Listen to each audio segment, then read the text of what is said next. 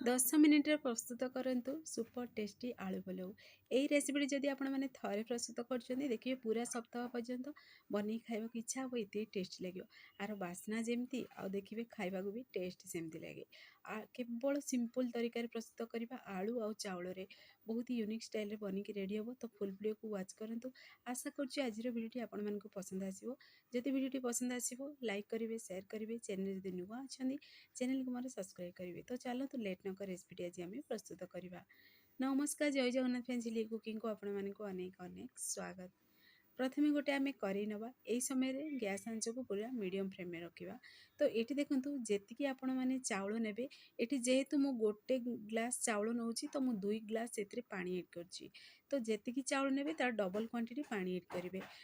ପ୍ରଥମେ ଆମେ କରେଇରେ ପାଣିକୁ ଏଡ଼୍ କରିସାରିବା ପରେ ଏଠି ଦେଖନ୍ତୁ କିଛି ଧନିଆ ପତ୍ର ଆଉ କିଛି ପୁଦିନା ପତ୍ର ନେଇଛି, ଗୋଟେ ଚାମଚ ନେଇଛି ଜିରା, ଗୋଟେ ଚାମଚ ନେଇଛି ଧନିଆ, ପୁଣି ସେଥିରେ ଚକ୍ର ଫୁଲ ଆଉ ଅଳ୍ପ ଟିକେ ଡାଲଚିନି ଆଉ ଗୋଟେ ପିଆଜକୁ ପିସେସ୍ରେ କଟିଂ କରି ଏଡ଼୍ କରିଛି ଆଉ ଗୋଟା ରସୁଣ ଗୋଟେ ଏଡ଼୍ କରିଛି। ଆକୁ ଆମେ କ'ଣ କରିବା ନା ଆକୁ ପୁରା ସିଝେଇ ଦେବା, ଯେମିତିକି ଦେଖିବେ ପାଣିର ପୁରା କଲର୍ ଚେଞ୍ଜ ହେଇଯିବ, ସବୁତକ ଫ୍ଲେଭର୍ ଏ ପାଣିରେ ରହିଯିବ। ପାଣି ରହିସାରିବା ପରେ ଦେଖନ୍ତୁ ଏ ପରଫେକ୍ଟଲି ପୁରା କଲର୍ ବି ଚେଞ୍ଜ ହେଇସାରିଲା। ତ କେବଳ ୟାକୁ ଦେଖିବେ 2ରୁ 3 ମିନିଟ୍ ପର୍ଯ୍ୟନ୍ତ ମାନେ ହାଇ ଆଞ୍ଚରେ ଆକୁ ଫୁଟେଇବେ। ଯେତେବେଳେ ଦେଖିବେ ପାଣିଟା ଫୁଟିଯିବ ପୁରା କଲର୍ଟା ଚେଞ୍ଜ ହେଇଯିବ, এই ସମୟରେ ଗ୍ୟାସ୍ ଫ୍ୟାନ୍କୁ ଅଫ୍ କରିଦେବେ। ଆକୁ ଆଉ ଥଣ୍ଡା ହେବାକୁ କିଛି ସମୟ ଆମେ ରଖିଦେବା। ସେଥି ଭିତରେ ଆମର ଆଗ ପ୍ରଣାଳୀ ଆମେ ପ୍ରସ୍ତୁତ କରିବା। ତ ଏଠି ନେବା ଆମେ ଗୋଟେ କରେଇରେ ମୁଁ ଆଜି ପଲଉ ପ୍ରସ୍ତୁତ କରୁଛି। ଯଦି ଆପଣମାନେ 5 ମିନିଟ୍ରେ ବନେଇବାକୁ ଚାହୁଁଛନ୍ତି ତାହେଲେ ଆପଣମାନେ ପ୍ରେସରରେ ସେମ୍ ପ୍ରୋସେସ୍ରେ ବି ବନେଇକିରି ରେଡ଼ି କରିପାରିବେ। ତ ଏଠି ଦେଖନ୍ତୁ ମୁଁ 2ରୁ 3ଟି ବଡ଼ ସାଇଜ୍ ପିଆଜକୁ ପୁରାପୁରି ପତଲା ପିସେସ୍ରେ କଟିଂ କରିଦେଇଛି। ତ ଏଇ ପଲଉରେ ଦେଖିବେ ପିଆଜର ଫ୍ଲେଭର୍ ବହୁତ ବଢ଼ିଆ ଲାଗିବ। ତ ଏବେ କ'ଣ କରିବେ ନା ଗୋଟେ କରେଇରେ ତେଲ ନେବା। ତେଲ ରିଫାଇନ୍ ତେଲ ଏଠି ପୁରା ଗରମ ହେଇସାରିବା ପରେ ଆମେ ସେଥିରେ ପିଆଜକୁ ଏଡ଼୍ କରିଦେବା। ପିଆଜକୁ ଏଡ଼୍ କରି ଏହି ସମୟରେ ଗ୍ୟାସ୍ ଆଞ୍ଚ ପୁରା ହାଇ ଫ୍ଲେମ୍ରେ ଫ୍ରାଏ କରିବେ। ଦେଖିବେ ଯଦି ଲୋ ଫ୍ଲେମ୍ରେ ଫ୍ରାଏ କରୁଛନ୍ତି ତାହେଲେ ପାଣି ଛାଡ଼ିଯିବ କିନ୍ତୁ କ୍ରିସ୍ପି ବନିବନି। କିନ୍ତୁ ହାଇ ଫ୍ଲେମ୍ରେ ଯଦି ଆପଣମାନେ ପିଆଜ ଫ୍ରାଏ କରିବେ ତାହେଲେ କ୍ରିସ୍ପି ବନିବ। ତ ଦେଖନ୍ତୁ ଏଠି ମୁଁ ନେଇଛି ଗୋଟେ ଗ୍ଲାସ୍ ଚାଉଳ ନେଇଛି, ତାକୁ ଭଲସେ କ୍ଲିନ୍ କରି ଧୋଇକିରି ଚାଉଳକୁ ଏହି ସମୟରେ ଆମେ ଟିକେ ପାଣି ଏଡ଼୍ କରି ଟିକେ ବତୁରିବାକୁ ଦେବା। ଚାଉଳ ଯେତେ ଟିକେ ଦେଖିବେ ହାଲକା ବତୁରି ଯିବ ଯଦି ତାହେଲେ ଦେଖିବେ ये परफेक्टली माने जल्दी बनिकी रेडी हो पलौटी आमर। तो से ଭିତରେ ଆମର ପିଆଜ ବି ଭାଜି ସାରିଲାଣି, ଗୋଟେ ପ୍ଲେଟ୍କୁ ବାହାର କରି ସାଇଡ଼୍ରେ ରଖିଦେବା। ପୁଣି ଥରେ ସେଇ କରେଇରେ ଯେହେତୁ ତେଲ ଅଛି ଆମେ ସେଇଥିରେ ଏଡ଼୍ କରିଦେବା ଆଳୁକୁ ଏଡ଼୍ କରିକିରି ଆମେ ଏଠି ଦେଖନ୍ତୁ ମୁଁ ଟିକେ ବଡ଼ ବଡ଼ ପିସେସ୍ରେ ଆଳୁ କଟିଂ କରିଛି। ଦେଖିବେ ଯେହେତୁ ଆମେ ଆଳୁ ପଲଉ ବନାଉଛନ୍ତି ଟିକେ ପିସେସ୍ ଟିକେ ବଡ଼ ଥିବ ନା, ଦେଖିବେ ଖାଇବାକୁ ବହୁତ ସ୍ୱାଦିଷ୍ଟ ଲାଗିବ। ପାଟିକି ଆଳୁଟା ମାନେ ସାଇଡ଼୍କୁ ନେଇ ଚକଟି ବି ଖାଇପାରିବେ, ଏମିତିରେ ବି ଖାଇବେ ନା, ବହୁତ ସ୍ୱାଦିଷ୍ଟ ଲାଗେ।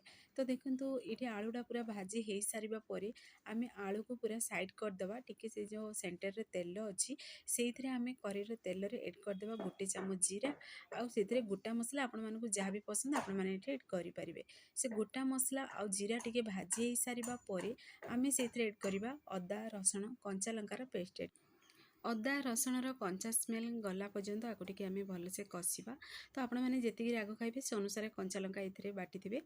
ତ ଯେହେତୁ ଏଠି ମୁଁ ଲଙ୍କା ଗୁଣ୍ଡକୁ ସ୍କିପ୍ କରିଛି ସେଇଥିପାଇଁ ମୁଁ କଞ୍ଚା ଲଙ୍କା ଏଥିରେ ବଟା ଏଡ଼୍ କରିଛି। ତ ଏବେ ଆମେ ଟିକେ କଞ୍ଚା ସ୍ମେଲ୍ ଗଲା ପର୍ଯ୍ୟନ୍ତ ଆକୁ ଟିକେ କଷିବା। ତାପରେ କ'ଣ କରିବା ନା ସେଥିରେ ଏଡ଼୍ କରିଦେବା ଭଜା ହେଇକି ରଖିଥିବା ପିଆଜ ଅଳ୍ପ ଟିକେ ଆମେ ଏଡ଼୍ କରିବା। ଯେହେତୁ ଆମେ ଏଥିରେ ବିଲକୁଲ ବି ପିଆଜ ଏଡ଼୍ କରିନାହାନ୍ତି, ଭାଜିକି ରଖିଛନ୍ତି ଯେଉଁ ପିଆଜ ଆମେ ଆଗକୁ ଏଡ଼୍ କରିବା, ମୁଁ ସେଥିପାଇଁ ଏଠି ଅଳ୍ପ ଟିକେ ହିଁ ପିଆଜ ସେଇଥିରେ ଏଡ଼୍ କରୁଛି। ଆପଣମାନେ ଚାହିଁଲେ ଏଠି ପିଆଜ ପୁଣି ଅଦା ରସୁଣ ସବୁ ଗୋଟେ ଏକାଥରକେ ବି କଷି ପାରିବେ। ତ ଦେଖନ୍ତୁ ଏଠି ପରଫେକ୍ଟଲି ଆମର ମସଲାଟା ପୁରା କଷି ହେଇସାରିଲା, ଅଦା ରସୁଣ କଞ୍ଚା ସ୍ମେଲ୍ ବି ଚାଲିଯାଇଛି।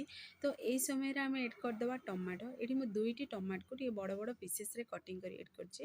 ତ ଏବେ ଆମେ ଟମାଟୋକୁ ଏଡ଼୍ କରି ପୁଣି ଥରେ ଟିକେ ଭଲସେ ଆକୁ ମିକ୍ସ କରିଦେବା।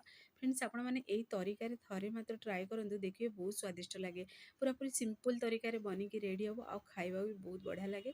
ଆର ସ୍ମେଲ୍ ବି ବହୁତ ବଢ଼ିଆ ଆସୁଥିଲା, ମାନେ ଯେମିତିକି ଦମ୍ ବିରିୟାନୀ ତାର ହିଁ ସ୍ମେଲ୍ ଆସୁଥିଲା ଆଉ ବହୁତ ବଢ଼ିଆ ଲାଗୁଥିଲା ଖାଇବା ପାଇଁ।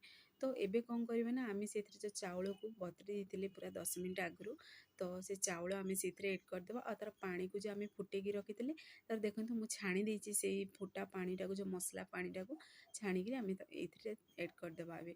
ତ ଦେଖିବେ ଯେହେତୁ ମୁଁ ମସଲା ପାଣିଟା ପ୍ରଥମରୁ ଫୁଟେଇଲି କାହିଁକିନା ଦେଖିବେ ଯଦି ଚାଉଳରେ ଆମେ ଏଡ଼୍ କରିକି ଯଦି ଫୁଟେଇଥାନ୍ତେ ତାହେଲେ ଦେଖିବେ ସିଏ ପୁରା ମାନେ ଭାତ ଗୁଡ଼ା ଖାଇବା ସମୟରେ ଜିରା ଧନିଆ ସବୁ ପାଟିକି ଲାଗିବ, ଭଲ ଲାଗିବନି। ସେଥିପାଇଁ ସବୁତକ ଫ୍ଲେଭର୍ ଗଲା ପର୍ଯ୍ୟନ୍ତ ପାଣିକୁ ଫୁଟେଇକି ଯଦି ଛାଣିକି ବାହାର କରିଦେବେ। ତ ଏଇଭଳି ନୂଆ ପ୍ରୋସେସ୍ରେ ଥରେ ମାତ୍ର ଟ୍ରାଏ କରନ୍ତୁ, ଦେଖିବେ ବହୁତ ବଢ଼ିଆ ଲାଗିବ। ତ ସେ ପାଣିକୁ ବି ସେଥିରେ ଆମେ ଏଡ଼୍ କରିସାରିବା ପରେ ଆଉ 2ରୁ 3ଟି ଆମେ ଏଠି ଛୋଟ ଛୋଟ ପିସେସ୍ରେ କଟିଂ କରି କଞ୍ଚା ଲଙ୍କା ଏଡ଼୍ କରିଦେବା ଆଉ ସ୍ୱାଦ ଅନୁସାରେ ଦେଇଦେବା ଲୁଣ। ଯେତିକି ଆପଣମାନେ ପଲଉ ବନେଇବାକୁ ଚାହୁଁଛନ୍ତି ଆଳୁ ପଲଉ ସେ ଅନୁସାରେ ଲୁଣକୁ ଏଡ଼୍ କରିଦେବେ। ଲୁଣକୁ ଏଡ଼୍ କରିସାରିବା ପରେ ପୁଣି ଥରେ ଟିକେ ଆକୁ ଆମେ ଭଲସେ ଟିକେ ମିକ୍ସ କରିଦେବା। ଏହି ସମୟରେ ଗ୍ୟାସ୍ ଆଞ୍ଚକୁ ମୁଁ ରଖିଛି ମିଡ଼ିୟମ୍ ଫ୍ଲେମ୍ରେ। ଆଉ ଦେଖିବେ ଆକୁ ଯେତେବେଳେ ଆମେ କଭର୍କୁ ଟିକେ ବନ୍ଦ କରିବା ନା ଗ୍ୟାସ୍ ଆଞ୍ଚକୁ ପୁରା ସ୍ଲୋ କରିଦେବା। ସ୍ଲୋ କରିଦେଲା ମାନେ ଦେଖିବେ ସେ ପରଫେକ୍ଟ, ମାନେ ଯେହେତୁ ଆମେ ଯେତିକି ଚାଉଳ ନେଇଛନ୍ତି ତାର ଡବଲ୍ କ୍ୱାଣ୍ଟିଟି ପାଣି ନେଇଛନ୍ତି, ପରଫେକ୍ଟ ବନିକି ରେଡ଼ି ହେଇଯିବ। ପୁରା ସ୍ଲୋ ଆଞ୍ଚରେ ଦେଇ, ହାଇ ଆଞ୍ଚ ଯଦି ଆପଣମାନେ ବନେଇବେ ତାହେଲେ ପାଣି ଶୁଖିଯିବ ଆଉ ଭାତଟା ଦେଖିବେ ଜଲ୍ଦି ପୋଡ଼ିବାର ବି ସମ୍ଭାବନା ଅଛି। ତ ସେଥିପ୍ରତି ଧ୍ୟାନ ଦେବେ। ଏବେ ଚାଲନ୍ତୁ କଭର୍କୁ ଟିକେ ବନ୍ଦ କରିଦେବା। ବନ୍ଦ କରିକିରି ପୁରାପୁରି ସ୍ଲୋ ଆଞ୍ଚରେ ଆମେ ଟିକେ ଏବେ ବନିବାକୁ ଦେବା। ଦେଖନ୍ତୁ ଏଇଠି ମୁଁ ପୁରା 10 ମିନିଟ୍ ପରେ ଆପଣମାନଙ୍କୁ ମୁଁ କଭର୍ ବାହାର କରି ଦେଖାଉଛି କେତେ ବଢ଼ିଆ ଏଠି ଆମର ଭାତଟା ବନିକି ରେଡ଼ି ହେଇସାରିଛି। ଆଉ ପୁରାପୁରି ଦେଖନ୍ତୁ ଚାଉଳଟା ପୁରା ସିଝି ଯାଇଛି। ତ ଏ ଆମର ପଲଉ ବନିବା ପାଇଁ ପରଫେକ୍ଟ ଏବେ ଅଛି। ତ ଏଇ ସମୟରେ ଆମେ ଏଡ଼୍ କରିଦେବା, ଆମେ ସେଇଥିରେ ଏଠି ମୁଁ ଫ୍ରେଶ୍ ଗୋଟା ମସଲାକୁ ପାଉଡ଼ର ବନିକି ଏଡ଼୍ କରିଛି। ଆପଣଙ୍କ ପାଖରେ ଯଦି ବିରିୟାନୀ ମସଲା ଅଛି ଆପଣମାନେ ଏଠି ଏଡ଼୍ କରିପାରିବେ, ନହେଲେ ଘରର ବେସିକ୍ ଗରମ ମସଲା ବି ଏଡ଼୍ କରିପାରିବେ। କିନ୍ତୁ ଦେଖିବେ ଯଦି ଗୋଟା ମସଲାକୁ ଟିକେ ହାଲକା ଭାଜିକିରି ତାକୁ ଗୁଣ୍ଡ କରି ଏଡ଼୍ କରିବେ ନା, ତାର ବାସ୍ନାଟା ବହୁତ ବଢ଼ିଆ ବାହାରେ। ତ ମୁଁ ସେଇଥିପାଇଁ ସବୁବେଳେ କ'ଣ କରେ ନା, ମୁଁ ଯେକୌଣସି ବି ରେସିପି ବନାଏ ତ ଏମିତିରେ ବି ମାନେ ଯେକୌଣସି ପଲଉ ହଉ ବିରିୟାନୀ ହଉ, ତ ମୁଁ ସେଇଥିରେ କ'ଣ କରେ ଗୋଟା ମସଲାକୁ ଟିକେ ହାଲକା ଭାଜିକିରି ତାକୁ ଗୁଣ୍ଡ କରିକି ଏଡ଼୍ କରେ। ମସଲାଟା ଏଡ଼୍ କରିସାରିବା ପରେ କ'ଣ କରିବା ନା, ଏବେ ଆମେ ଭଲସେ ଆକୁ ଟିକେ ମିକ୍ସ କରିଦେବା। ଦେଖନ୍ତୁ ଏଇଭଳି ପ୍ରୋସେସ୍ରେ ଟିକେ ମିକ୍ସ କରିଦେବେ ତ ଦେଖିବେ ମସଲାଟା ମାନେ ପୁରା ପଲଉରେ ପୁରା ମିକ୍ସ ହେଇଯିବ ଆଉ ଖାଇବାକୁ ବି ବହୁତ ସ୍ୱାଦିଷ୍ଟ ଲାଗିବ। ତ ଏଇଭଳି ପ୍ରୋସେସ୍ରେ ଆପଣମାନେ ଟ୍ରାଏ କରନ୍ତୁ, ଦେଖିବେ ଘରେ ବି ସମସ୍ତେ ପସନ୍ଦ କରିବେ। ତ ଏବେ କ'ଣ କରିବା, ସେ ଯେଉଁ ପିଆଜକୁ ଯେଉଁ ଭାଜିକି ରଖିଥିଲେ ଏହି ସମୟରେ ଗ୍ୟାସ୍ ଆଞ୍ଚକୁ ପୁରାପୁରି ସ୍ଲୋ କରିଦେବେ। ପିଆଜକୁ ଯେଉଁ ଭାଜିକି ରଖିଥିଲେ ନା, ସେ ପିଆଜକୁ ତା ଉପରେ ଟିକେ ଏଇଭଳି ପ୍ରୋସେସ୍ରେ ଏଡ଼୍ କରିଦେବେ। ତ ଦେଖିବେ ପଲଉ ଖାଇବା ସମୟରେ ଏଇଭଳି ଭଜା ପିଆଜ ଯଦି ପାଟିକି ଲାଗିବ ତାହେଲେ ଦେଖିବେ ବହୁତ ସ୍ୱାଦିଷ୍ଟ ଲାଗେ। ଆଉ ଟିକେ ଅଳ୍ପ ଟିକେ ତା ଉପରେ ଆମେ ଧନିଆ ପତ୍ର ଆଉ ପୁଦିନା ପତ୍ରକୁ ଛୋଟ ଛୋଟ ପୁରା ପିସେସ୍ରେ କଟିଂ କରି ଏଡ଼୍ କରିବା। ଆଉ ଗୋଟେ ଚାମଚ ସେଥିରେ ମୁଁ ବଟର ଏଡ଼୍ କରିଛି। ବଟର ବଦଳରେ ଆପଣମାନେ ଘିଅ ବି ଏଡ଼୍ କରିପାରିବେ। ଦେଖିବେ ବଟର ଘିଅର ଫ୍ଲେଭର ଦେଖିବେ ପଲଉରେ ବହୁତ ବଢ଼ିଆ ଲାଗେ। ତ ମୋ ପାଖରେ ବଟର ଥିଲା ତ ମୁଁ ଏଡ଼୍ କରିଛି, ଏଇଟା ପୁରାପୁରି ଅପସନାଲ୍ ଅଛି। ପୁଣି ଦେଖନ୍ତୁ ଜଳୁଥିବା କୋଇଲାର ଯଦି ଫ୍ଲେଭର ଦେବେ ତାହେଲେ ଦେଖିବେ ପୁରା ଢାବା ରେଷ୍ଟୁରାଣ୍ଟ ଷ୍ଟାଇଲ୍ରେ ବନିବ, ବହୁତ ସ୍ୱାଦିଷ୍ଟ ଲାଗେ।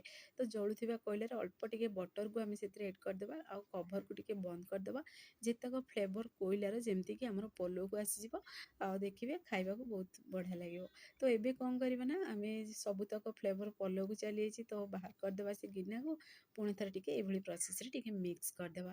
ତ ଦେଖନ୍ତୁ ଫାଇନାଲି ଆମର ରେସିପିଟି ବନିକି ରେଡ଼ି ହେଇଛି, ପୁରାପୁରି ସିମ୍ପଲ୍ ତରିକାରେ ବନିକି ରେଡ଼ି ହେଇଛି, କିନ୍ତୁ ଖାଇବାକୁ ବହୁତ ସ୍ୱାଦିଷ୍ଟ ଲାଗୁଥିଲା।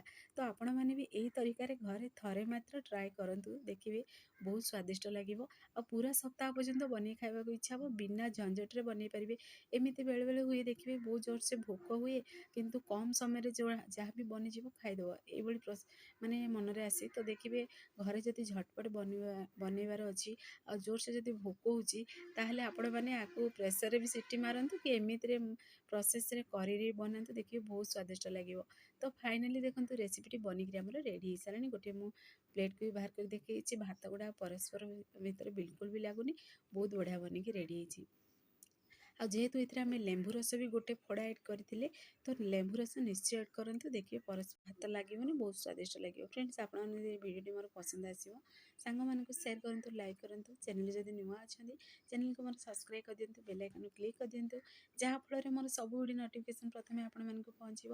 ମୁଁ ଏମିତି ଇଜି ଭିଡ଼ିଓ ନେଇ ଆସିବି, ଆପଣମାନେ ଦେଖିକି ଘରେ ନିଶ୍ଚୟ ଟ୍ରାଏ କରନ୍ତୁ।